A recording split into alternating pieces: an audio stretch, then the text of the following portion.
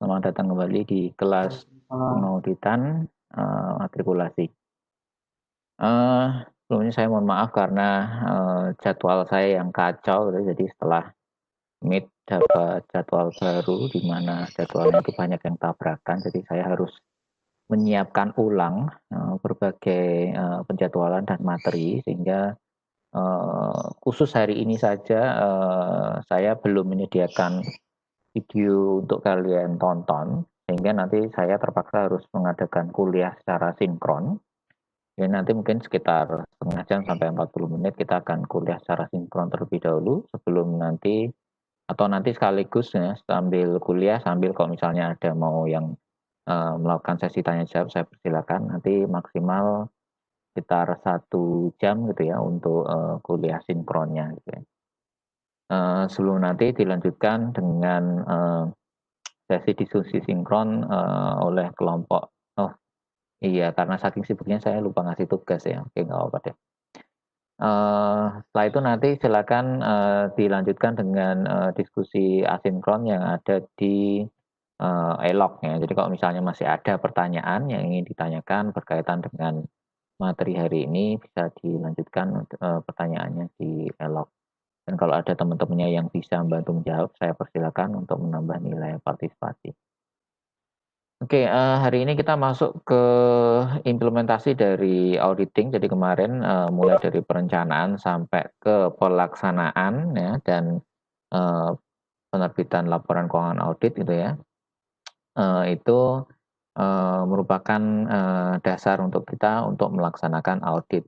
Nah di dalam, pelaksanaan audit itu dilihat dari siklus akuntansi yang ada ya. Jadi kalau kita punya, siklus akuntansi berarti tergantung perusahaannya. Pada industri manufaktur, siklus akuntansinya itu yang paling lengkap karena ada siklus produksi. Sementara pada industri retail itu hanya terbatas pada siklus pengeluaran dan siklus pendapatan gitu ya. Sedangkan siklus produksinya tidak dimasukkan ke dalam industri retail. Oke, di Elok saya sudah menyertakan materi PowerPoint yang bisa kalian lihat. Ini sekaligus saya akan bagikan di sini. Sebenarnya mohon maaf saya agak batuk, sudah beberapa hari ini, jadi mungkin nanti akan terganggu dengan suara batuk. Terus kemudian untuk, video kuliah sinkronnya sudah saya, rekamkan di sini, nanti kalau misalnya teman-teman di sini ada yang mau mereview kembali gitu ya, bisa persilakan. Oke, bagaimana sih, caranya mengaudit siklus? Ya. Kalau kita bicara siklus, siklus akuntansi, siklus yang pertama yang biasanya kita audit adalah siklus pendapatan, dilanjutkan dengan siklus pengeluaran. Nah, apa saja sih yang perlu diperhatikan dan bagaimana caranya mengaudit siklus ini? Kita mengacu ke apa yang sudah dipelajari sebelumnya, ya. Jadi, yang pertama adalah, mencoba untuk memahami, ya, mencoba untuk memahami, kalau di audit secara umum kan mencoba memahami, perusahaan dan lingkungan bisnis yang dimiliki oleh perusahaan. Nah, kalau kita bicara mengenai, siklus berarti kita sudah masuk ke transaksi, sehingga yang perlu kita pahami adalah untuk siklus ini itu sebenarnya transaksinya itu apa saja, terus kemudian akun-akun yang dipakai untuk mencatat transaksi itu apa saja. Nah, dari situ kita bisa memahami bagaimana proses transaksi dari masing-masing siklus itu terjadi. Dan ini tidak hanya pada siklus pendapatan dan pengeluaran, nanti kalau kita sudah masuk ke siklus yang lain, siklus investasi, pendanaan gitu ya, sampai ke siklus buku besar gitu ya, dan pelaporan keuangan, itu semuanya menggunakan cara yang sama gitu ya. Nah, yang pertama kita lakukan tadi adalah mengidentifikasi transaksi dan akun untuk masing-masing siklus. Nah, ini merupakan bagian dari memahami siklus itu sendiri. Ya, kalau di dalam pengauditan secara umum tadi memahami bisnis dan lingkungan, sekarang kita secara spesifik lihat secara detail, lihat oh siklus pendapatan bagaimana sih memahami siklus pendapatan, lihat transaksi dan akun-akunnya. Misalnya kalau untuk siklus pendapatan ya harusnya transaksinya mulai dari transaksi utama, ada penjualan kredit dan penjualan tunai. Penjualan kredit biasa terjadi pada industri manufaktur, sedangkan penjualan tunai biasa terjadi pada industri retail ya. Nah ini merupakan bagian dari penjualan. Nah penjualan kredit dan penjualan tunai itu kalau tadi ada penjualan kredit, kalau penjualan tunai jelas kita akan menerima kas secara langsung. Sehingga kalau ada transaksi akunnya kalau penjualan kredit itu di sini adalah piutang dan penjualan. Ya, piutang di debit, penjualan di kredit. Apabila menggunakan metode perpetual dalam pencatatan sediaan, maka langsung mencatat COGS terhadap sediaan. Tapi kalau pakainya periodik, ya kita tidak perlu mencatat COGS atau HPP, langsung piutang dan penjualan saja. Untuk menyesuaikan sediaannya nanti pada saat akhir periode berlangsung. Misalnya mungkin akhir periodenya bulanan gitu ya, maka tiap bulan nanti akan menyesuaikan atau menghitung sediaan akhir untuk kemudian dihitung HPP-nya dari situ. Nah, selain itu kalau misalnya penjualan tunai berarti tidak perlu pakai mencatat piutang tapi langsung mencatat kas gitu ya, kas dan penjualan. Ya. Nah, itu kalau penjualan tunai selesai di situ. Tapi kalau penjualannya kredit berarti piutangnya itu kan harus dibayar oleh pihak ketiga yang bertransaksi dengan perusahaan. Maka ada transaksi utama yang kedua yaitu penerimaan kas, baik dari transaksi tadi kalau penjualan tunai maupun berasal dari pelunasan piutang ini. Nah, akun-akunnya apa aja ya di sini sudah terlihat semuanya. Nah, itu ada transaksi tambahan atau pendukung ya. Dari kedua transaksi utama itu ada return, ya, allowance, terus kemudian ada kerugian piutang, ada penghapusan piutang, dan akun-akun yang menyertainya. Ya. Nah, dengan memahami transaksi dan akun-akun ini, kita mulai memahami, oh ternyata transaksi pada siklus penjualan tuh ini, gitu ya. Nah, berikutnya kita masuk ke yang siklus pengeluaran. Ya, kalau pengeluaran transaksi utamanya terdiri dari dua. Ada pembelian, ini ya, pembelian, dan ada pembayaran. Kalau tadi penerimaan uang, ini pembayaran, pengeluaran uang. Pada pembelian, ini akunnya macam-macam. Ya. Merchandise inventory, terus kemudian ini kalau misalnya perusahaan retail ya, berarti sediaan dagang ya yang akan dibeli. Jadi dia beli barang terus nanti langsung dijual. Kalau perusahaan manufaktur ada raw materials inventory ya. Terus kemudian ada akun pembelian kalau pakai periodik gitu ya. Kalau pakai apa namanya tadi perpetual itu tidak perlu pakai akun pembelian. Ya. Terus ada prepaid expense, plan aset kalau belinya aset gitu ya, dan lain-lain. Terus kemudian kalau pembeliannya itu kredit, maka otomatis perusahaan harus mencatat adanya hutang. Ya.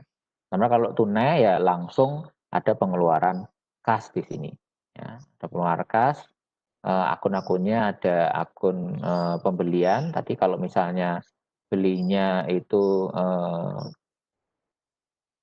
kredit ya, terus kemudian nanti pada saat pembayaran maka akun pembeliannya berkurang, gitu ya. Akun piutangnya juga berkurang, ya. Terus kemudian kalau penjualannya, pembeliannya secara kas, nanti mungkin kita bisa dapat diskon dan seterusnya.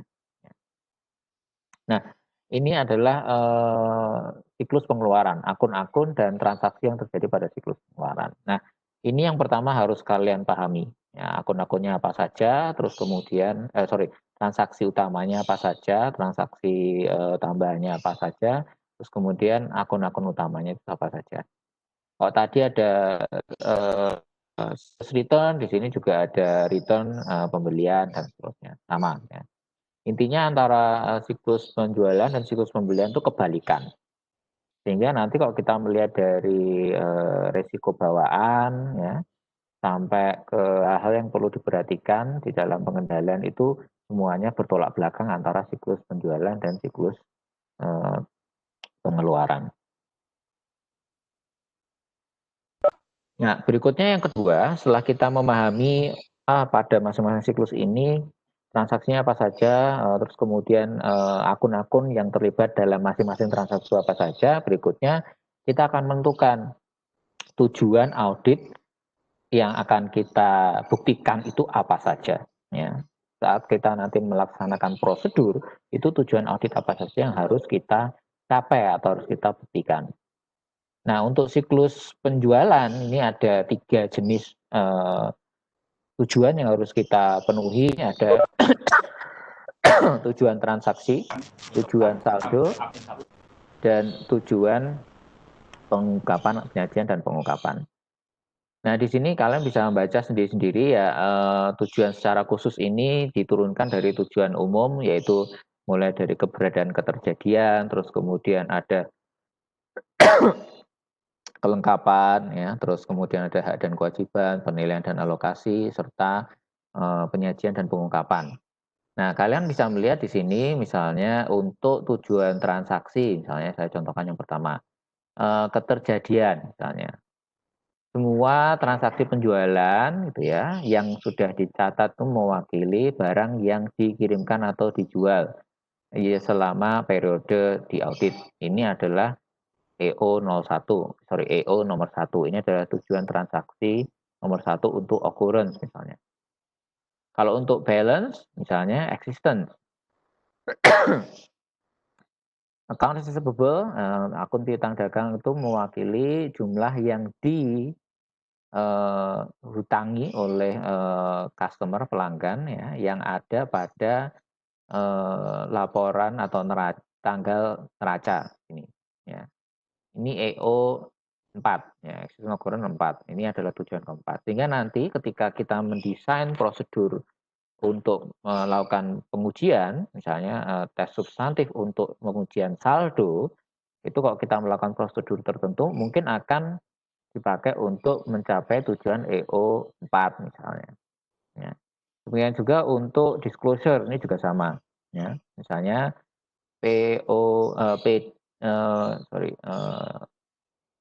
Presentation as Disclosure 4, PD 4 ini, disclose revenue cycle events and transaction have occurred and pertain to the entity. Ya, jadi yang sudah disajikan itu memang telah terjadi dan dimiliki oleh perusahaan, kan seperti itu. Nah, ini adalah contoh-contoh dari tujuan audit secara khusus untuk yang siklus penjualan. Sedangkan yang berikutnya ada yang untuk siklus pengeluaran di sini ya. Mulai dari tujuan transaksi hampir sama, dibalik saja biasanya ya. Tujuannya yang dimiliki oleh si siklus penjualan ini tinggal dibalik, itu akan menjadi tujuan dari siklus pengeluaran, biasanya seperti itu. Ya. Oke, nah itu contoh dari tujuan audit khusus untuk masing-masing siklus. Bagaimana dengan siklus yang lainnya? Nanti juga berbeda-beda. Nah, setelah kita memahami tujuan audit khusus, ya, ini nanti akan kita pakai dalam mengembangkan tes substantif atau pengujian substantif yang ada di dalam sebuah audit, program audit. Berikutnya, kita mencoba untuk mengidentifikasi resiko bawaan terlebih dahulu. Karena kan setelah itu kan kita harus mencoba melakukan assessment terhadap resiko. Yang pertama adalah resiko bawaan. Ya, untuk memahami nanti perusahaan itu mengendalikannya bagaimana. Ya. Nah, misalnya untuk siklus penjualan, resiko bawaannya apa? Penjualannya dicatat lebih besar. Ya, termasuk kas yang diterima dari penjualan dan akun piutang dagang mungkin dicatat lebih besar. Atau sebaliknya, cadangan kerugian piutangnya itu dicatat dan diakui lebih kecil dari yang seharusnya, misalnya seperti itu. Ya. Atau yang lainnya di bawah ini ada beberapa hal yang lain yang berhubungan dengan salah saji. Ya. Nah, resiko bawaan ini termasuk di dalamnya ada resiko yang disebabkan karena adanya kecurangan. Ya. Misalnya misappropriation of asset yang menyebabkan tadi misalnya penjualannya itu jadi lebih tinggi dan seterusnya. Ya. Nah, ini adalah resiko bawaan. Setelah kita memahami resiko bawaan, nanti kita akan menjadi paham bagaimana perusahaan itu mengendalikan resiko bawaan ini gitu ya, dengan berbagai prosedur pengendalian internal yang dimiliki oleh perusahaan.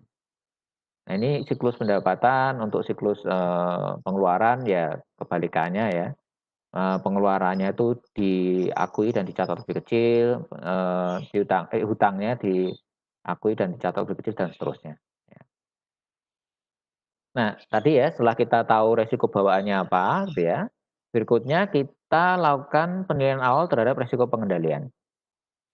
Nah, karena kita tahu resiko bawaannya apa, kan kita tinggal, melakukan, prosedur pemahaman pengendalian internal yang dimiliki oleh perusahaan. Jadi misalnya tadi, kita paham bahwa, dari resiko bawaan itu penjualan, akun penjualan, transaksi penjualan. Berarti transaksi penjualan itu ada akun penjualan, akun, piutang, terus kemudian ada akun HPP dan ada akun sediaan kalau pakai perpetual. Berarti 4 akunnya adalah 4 akun yang sifatnya material dalam siklus penjualan misalnya. Karena itu berasal dari transaksi utama yaitu transaksi penjualan yang mana resiko bawaannya sangat tinggi, ya. Nah, oleh karena itu perusahaan seharusnya mengendalikan resiko bawaan atas paling tidak 4 akun ini tadi dengan sangat baik. Nah, bagaimana kita bisa memahaminya? Pertama, ya, kita bisa, eee, melakukan penilaian awal terlebih dahulu, untuk selanjutnya dilanjutkan dengan melakukan tes pengendalian. Bagaimana menilai awal? Ya, kita inquiry kepada manajemen, melakukan, prosedur analitis, terus kemudian kita cek dokumen-dokumen yang berkaitan dengan transaksi penjualan, gitu ya. Dan sistem informasi akuntansi atau sistem akuntansi yang, diimplementasikan di dalam perusahaan itu.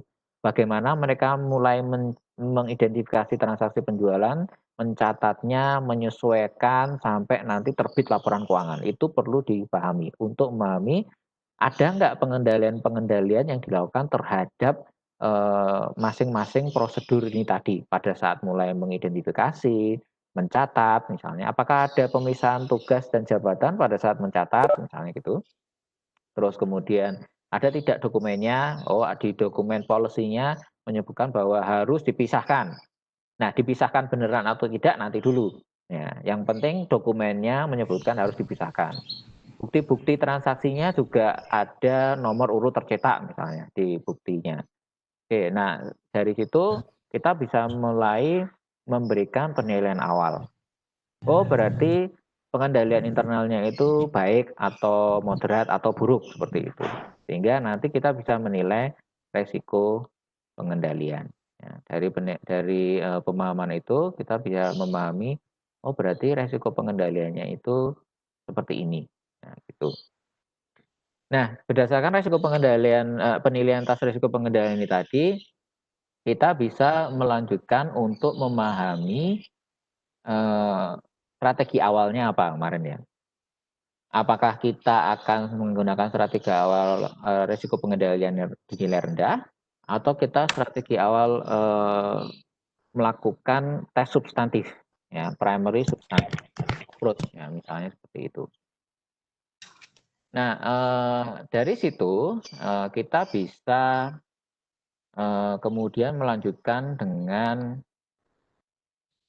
eee, kita bisa melanjutkan dengan memahami, eee, kira-kira kita butuh tes pengendalian atau tidak, ya, kira-kira seperti itu. Nah, di sini ketika kita sudah, memahami itu, ya, maka bisa kita lanjutkan, ya. Nah, ini ada suara-suara.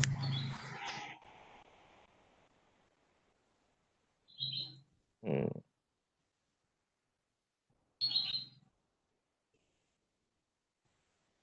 Mas Ahsan bisa di, mute tidak, ininya?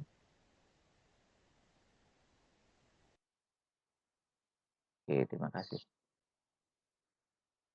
Oke, saya lanjutkan. Maaf tadi tidak konsen ya karena dengar suara-suara. Oke, selanjutnya, di sini setelah kita menilai, resiko pengendaliannya di awal tadi, kita bisa tahu strategi awal yang kita lakukan apa, jadi kita mulai bisa me istilahnya memperkirakan nanti, kapan kita mengaudit siklus pendapatannya gitu ya, terus kemudian siapa aja yang nanti akan ikut dalam melaksanakan audit siklus pendapatan dan seterusnya. Nah, setelah itu kita mencoba memahami pengendalian internal dengan mempertimbangkan tes-tes pengendalian yang harus dilakukan. Jadi dari, asesmen awal tadi ya, atas pengendalian, kalau pengendaliannya dinilai baik, maka otomatis, kita harus menguji pengendaliannya itu, ya. Karena kita harus skeptis, "Wah, ternyata pengendaliannya bagus." Kenapa? Ya tadi, kebijakannya ada kebijakannya. Tapi apakah kebijakan itu dilaksanakan atau tidak? Nah, itu harus kita lakukan tes pengendalian, ya. Nah, setelah itu, setelah kita, melakukan tes pengendalian, sudah ada hasilnya dan ternyata pengendalian internalnya benar-benar baik atau ternyata pengendalian internalnya tidak sebaik yang kita asumsikan, lebih ke moderat atau bahkan buruk misalnya. Nah, itu akan mengakibatkan, ketika kita mendesain langkah selanjutnya, yaitu membuat program audit ya, yang di dalamnya ada, tes-tes yang perlu kita lakukan mulai dari prosedur awal ya, terus kemudian, prosedur analitis ya, menghitung-hitung rasio dan seterusnya. Prosedur awal ini, mirip dengan yang kita lakukan di depan di sini ya, tapi ada prosedur yang harus diikuti gitu ya. Memahami industrinya di, mana sehingga ketika kita bicara, siklus pendapatan gitu ya, itu program auditnya itu harus kita tentukan. Misalnya untuk siklus pendapatan tadi, oh siklus pendapatan yang, transaksi utamanya adalah transaksi penjualan misalnya. Berarti, dari transaksi penjualan ada 4 akun nih. Nah terus kemudian kita tentukan 4 akun tuh harus kita audit semuanya. Mulai dari akun penjualan, akun piutang, ya akun, HPP, dan akun, inventory ya. Nah, akun HPP, akun inventory ini mungkin berkaitan juga dengan siklus pengeluaran, ya. Sehingga kadang, auditor itu juga mengkhususkan dalam pelaksanaan audit untuk, HPP dan inventory, tidak dimasukkan ke dalam siklus penjualan, ya. Tapi ada yang dimasukkan ke dalam siklus penjualan misalnya. Tapi yang pasti, akun penjualan dan akun piutang ini harus diaudit. Nah, oleh karena itu, untuk melakukan audit akun piutang gitu ya, kita perlu membuat program audit untuk khusus akun piutang. Nah, misalnya seperti itu. Demikian juga untuk siklus pengeluaran. Nah, berarti kalau siklus penjualannya piutang, siklus pengeluarannya mestinya hutang. Jadi akun hutang ini harus dikembangkan program audit secara khusus. Ya. Mulai dari prosedur awal untuk memahami, akun piutang kita di dalam industri ini, itu kira-kira, seberapa gitu ya. Terus kemudian akun piutang kita itu di dalam perusahaan itu sudah, terjaga dengan baik atau tidak, sudah sesuai dengan tidak, saldonya itu sudah sesuai tidak dengan saldo yang dilaporkan di laporan keuangan misalnya, seperti itu. Ini prosedur awal. Kemudian berikutnya adalah prosedur analitis membandingkan gitu ya, membandingkan, saldo, yang berhubungan dengan siklus penjualan gitu ya. Misalnya ada saldo turnover piutang gitu ya, terus kemudian saldo return on asset misalnya dan seterusnya. Dan selanjutnya, yang, cukup penting dalam program audit adalah mengembangkan prosedur tes substantif yang terdiri dari 3, tes transaksi, saldo akun, dan penyajian serta pengungkapan. Nah, di sini bisa kita lihat bahwa ketiga tes ini sesuai dengan ketiga, tujuan audit secara spesifik tadi ya.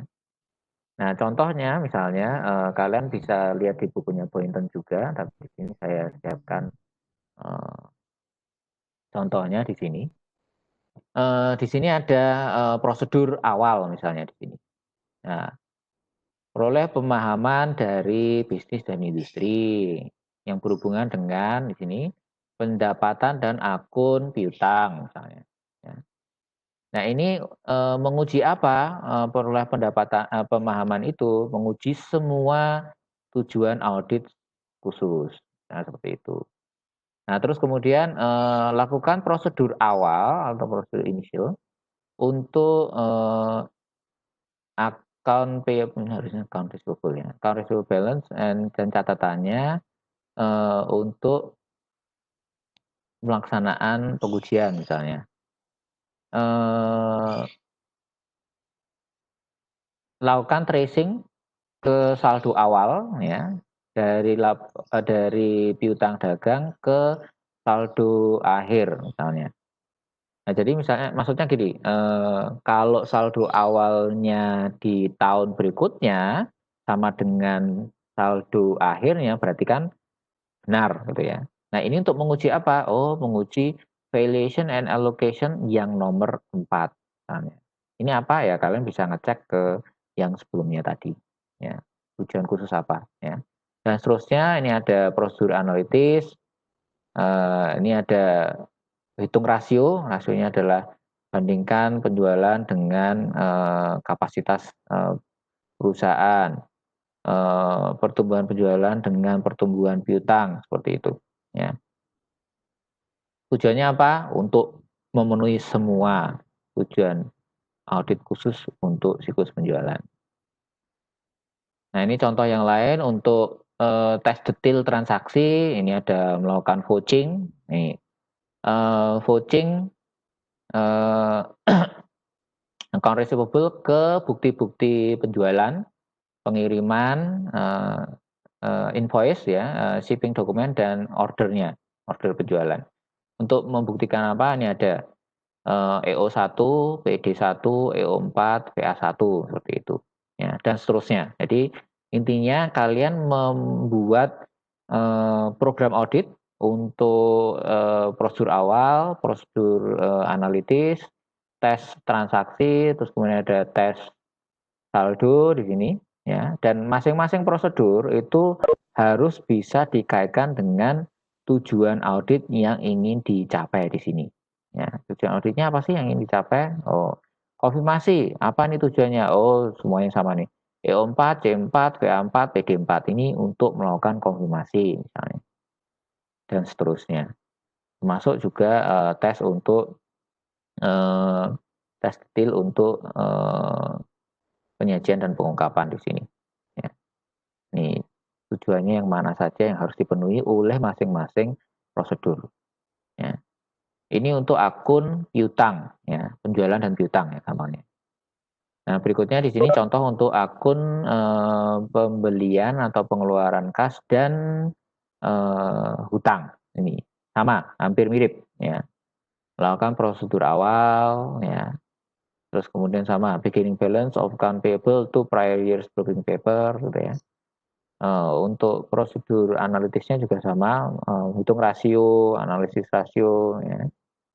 Terus kemudian untuk transaksi, vouching ya, cut off ya. Terus kemudian untuk yang detail balance, konfirmasi ya. Tentu saja tidak bedanya prosedur konfirmasi antara piutang dan utang. Kalau piutang itu konfirmasinya itu wajib dilakukan karena kemarin kalau kita bahas mengenai bukti audit ya, bukti-bukti piutang itu kan sudah berasal dari pihak bukti-bukti piutang itu kan semuanya berasal dari perusahaan sendiri atau klien. Karena itu kurang reliable.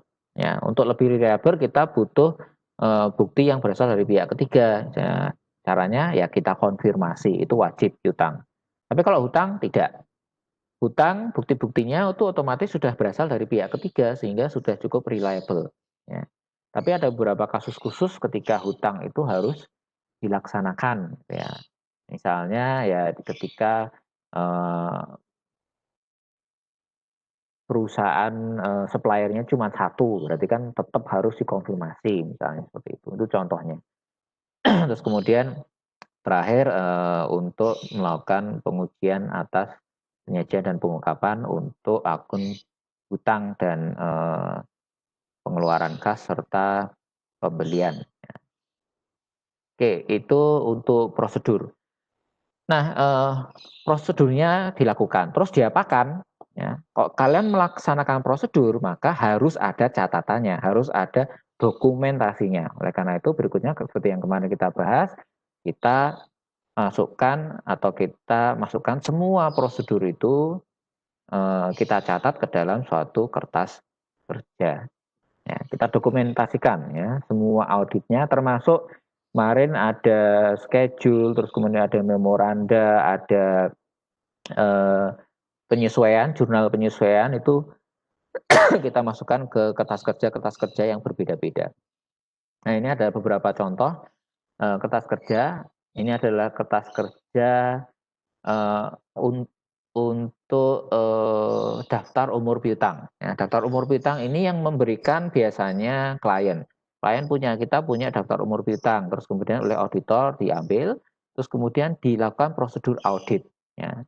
Prosedur auditnya apa? Ya ini sudah ada simbolnya, ini dicentang-centang. Ini artinya sudah dijumlah ke bawah, ya. Terus kemudian jumlahnya itu sudah sesuai dengan catatannya ini. Ini plus ini plus ini plus ini itu adalah sekian. Itu namanya footing ya, atau recalculation prosedurnya misalnya. Terus kemudian ada tanda yang lain lagi, tanda seperti ini ya. Tanda seperti ini itu artinya saldonya di sini itu sudah sesuai dengan saldo yang ada di laporan keuangan misalnya, atau buku besar piutang seperti itu ya. Dan tanda-tanda yang lain itu menyatakan berbagai prosedur audit telah dilaksanakan pada kertas kerja ini. Ya. Oleh karena itu, nanti ketika kalian dapat tugas, ada kertas kerja, itu kalian harus memberikan berbagai simbol yang menyatakan bahwa kalian itu sudah melaksanakan. Dan simbol itu harus diberi keterangan, oh ini itu maksudnya saya melakukan prosedur apa, ini saya melakukan prosedur apa, seperti itu. Ini terhadap daftar umur piutang yang didapatkan dari klien, yang lainnya misalnya ini yang dibuat oleh si auditor, ya. Ada account receivable confirmation control. Jadi tadi auditor mengirimkan konfirmasi ya, mengirimkan konfirmasi kepada pelanggannya si kliennya. Nah dari situ dia akan menerima reply. Nah, hasil reply-nya itu dibuat yang namanya ini, account receivable confirmation control. Ya, jadi dicek siapa aja yang dikonfirmasikan, misalnya di sini, ya. Yang dikirimkan ada 60, yang balik itu 58. Total yang dikirimkan saldonya sekian, yang balik totalnya yang dikonfirmasikan sekian, seperti itu misalnya. Nah itu apa saja ya di sini. Dari customer-nya untuk yang apply devices itu yang book value-nya sekian, konfirmasi semuanya harganya sekian, sama ya, dan seterusnya ya, sampai terus kemudian misalnya ini untuk yang dari manufacturing itu dia konfirmasi sekian tidak di-reply, misalnya seperti ini. Sehingga ada exception di sini ya. Oleh karena apa? Harus dilakukan prosedur audit tambahan untuk saldo ini karena kan tidak di-reply. Jadi kita harus melakukan prosedur audit tambahan untuk memastikan saldonya ada. Ya, demikian juga di sini ini ada yang tidak di-reply ya, sama. Di-reply tapi tidak semuanya itu misalnya ya, dan seterusnya ya, totalnya ya. Totalnya sekian, itu harus dilakukan prosedur audit tambahan ya. Nah, kalian bisa baca di buku untuk keterangannya yang lebih jelas di sini ya. Terus bentuk konfirmasi ini saya contohkan untuk surat konfirmasi untuk konfirmasi hutang dagang ini contohnya. Ini adalah konfirmasi yang sifatnya negatif gitu ya. Konfirmasi negatif itu di mana yang konfirmasi positif itu sudah tertera angkanya, nanti tinggal menjawab, oh iya angkanya sesuai atau tidak. Kalau konfirmasi negatif itu kita tidak menuliskan angkanya berapa, nanti mereka yang akan mengisi. Ya, ini adalah konfirmasi negatif. Oke, ini adalah contoh-contoh dari kertas kerja. Ya. Jadi bukti-bukti nanti itu akan menjadi kertas kerja. Ya. Baik yang berasal dari auditor maupun yang dilakukan oleh audit. Seperti di kasus yang pernah kita coba, di, Martin Mystery ya, kasus detektif itu kan ada beberapa bukti yang isinya ada yang kertas kerja, ada yang bukti yang belum jadi kertas kerja, ada bukti yang sudah jadi kertas kerja. Biasanya akan terlihat yang sudah jadi kertas kerja itu ada nomor kertas kerjanya, terus kemudian, judulnya, terus yang menyiapkan siapa, yang mereview siapa, kapan yang dilaksanakan, terus ada coretan-coretan. Kalau ini masih pakai manual ya, kalau pakai komputerisasi ya mungkin pakai Excel bisa atau pakai, generalized auditing software juga bisa untuk melaksanakan, proses audit ini. Oke,